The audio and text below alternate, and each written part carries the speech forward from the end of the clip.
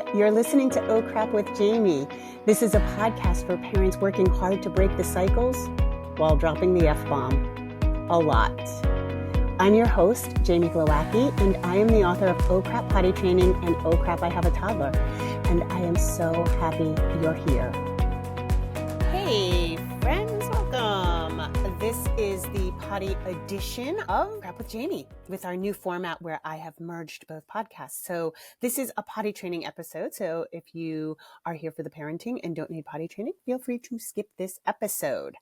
So a little life update. All throughout February, as I was recording podcasts, you may or may not have heard me say, I have a little cough, excuse my cough, excuse my cough. And I had a cough kind of throughout February, but it wasn't like debilitating. I didn't feel like I had to, lay low or anything like that. Runny nose, constant runny nose. So finally, the last week of February, beginning of March, the cough got so bad, like I couldn't record podcasts. I couldn't do Instagram reels. I started feeling like I might crack a rib. And I literally started to like pee my pants, which is ironic with this potty training episode. So I was like, oh, maybe I should go see the doctor. You know, I'm not an alarmist. I'm just not. So, I always think like, oh, it'll be better. It's a cold. It's a cold. It's a cold. And it takes me forever to realize like it's been a cold for a month. So it turns out I had bronchitis. So I have a Z-Pack and an inhaler and it is getting better. But, again, there may be a slight cough here in this episode. All right, so today I want to talk about peeing in the pants, peeing through the pants when you are in block 2, specifically when you're beginning potty training. Not like later on in the process where you're having, accidents. We talk a lot about that and I can do a whole nother episode on that.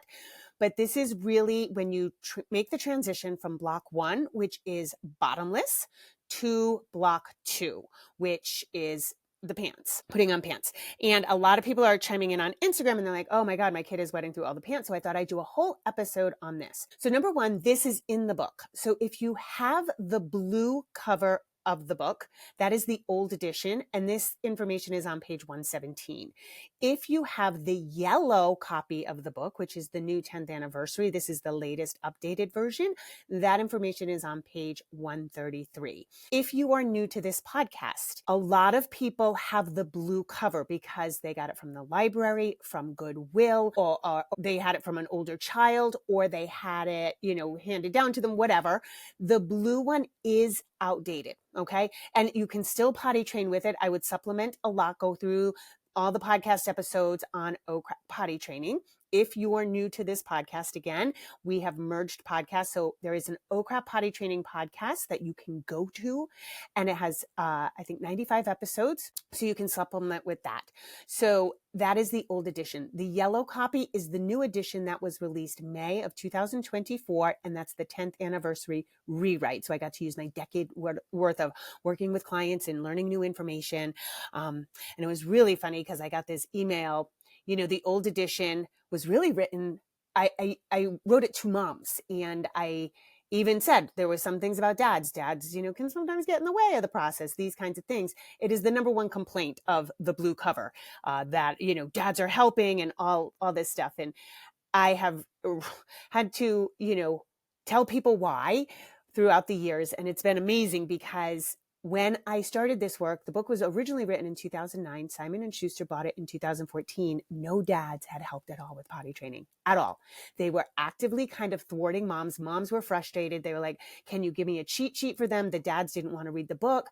And if you think about it, it's wild because that's how far the parenting pendulum has swung. Like dads have, now they're doing the potty training or, 50% of the potty training, but also my book is translated into 17 languages and across the globe, this is largely mom's work. So it's, but anyway, I got this email from this dad who wrote this scathing email about how I was talking to dads. And it was long, it was obnoxious.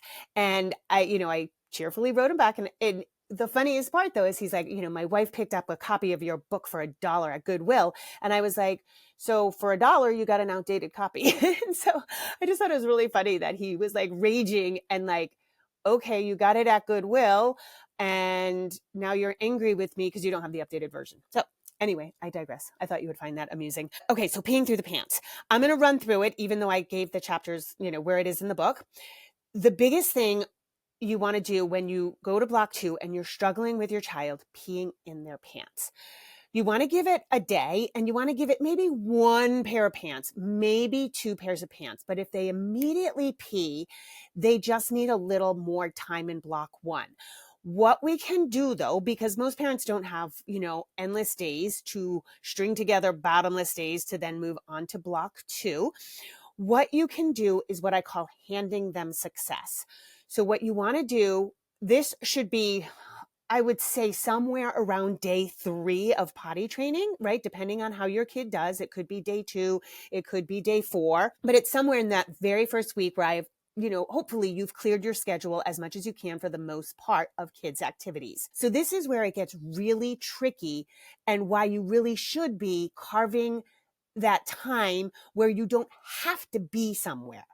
Particularly, I'm talking about kids' activities. So, whatever classes they're in, whatever mommy and me things or daddy and me things you might be doing, you want to not go for that first week of potty training. And this is the reason why, because you will either have to put on pants that they will then pee through, or you will put too much pressure on the child trying to get a pee before you leave. So handing them success looks like, I also call this the half and half. So it's kind of like you're kind of between blocks, like you're half in block 1 and half in block 2.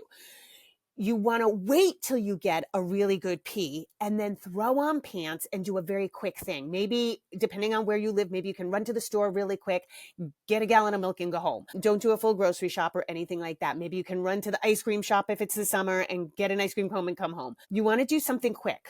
Go for a little walk, leave the house. Maybe if you're stuck in the house, just put pants on for like an hour. Then you can take the pants off and have your child go bottomless again. And you can say, wow, you kept your pants dry. You didn't pee in your pants. You're peeing in the potty. That's great. So remember that we want to bolster their self-esteem, right? Potty training is an autonomous process. They're learning how to control their bodily functions. And this is going to bump up their autonomy in general, right? Which is their I can do for myself. And so if we push that process along more than the actual potty training process along, that's what's going to keep your child engaged, right? The whole point is self-mastery. And so when they think they're doing it, you're going to yield better success. Also, a big problem potty training is the child doesn't know what dry means, right? So when you say stay dry, I've talked about this before on the podcast. That's a secondary thought to going to the potty, right? The pants stay dry because the child is using the potty correctly.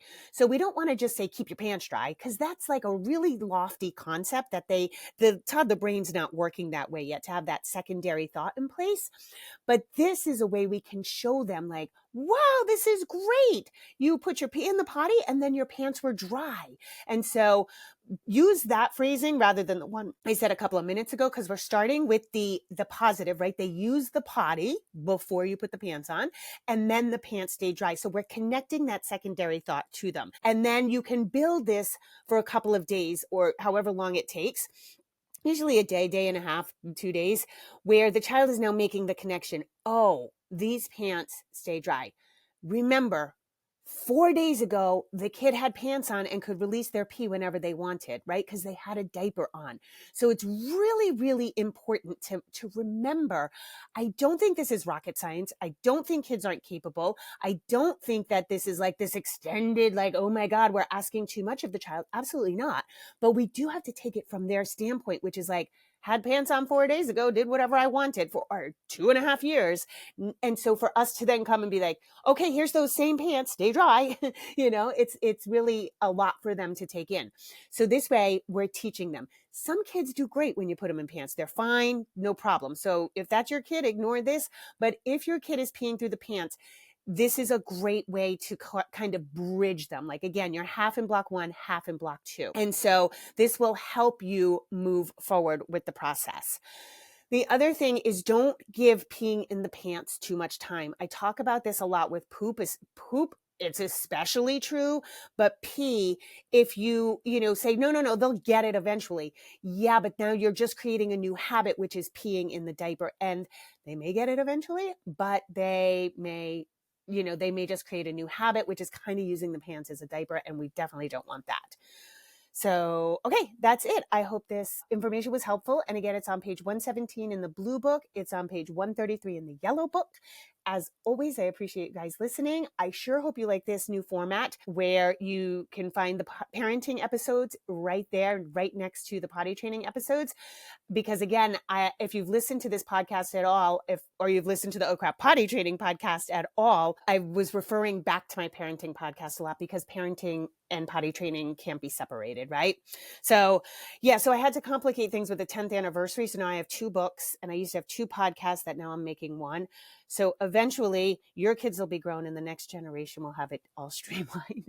In the meanwhile, I thank you for your patience as I just try to make this easier for you guys. All right. As always, I appreciate you listening. Rock on and have a beautiful day. Okay, bye everyone.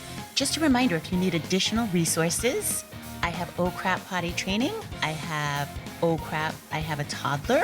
Those books are available everywhere you want to find a book. You can also go to my website, jamieglowacki.com, where you can book private sessions with me, buy any of my courses. Those are really geared towards potty training help. And also I'm on Instagram. I'm not on Facebook anymore, and I'm not on Twitter.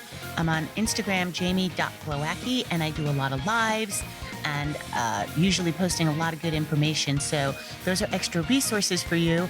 And as always, rock on. Have an awesome day.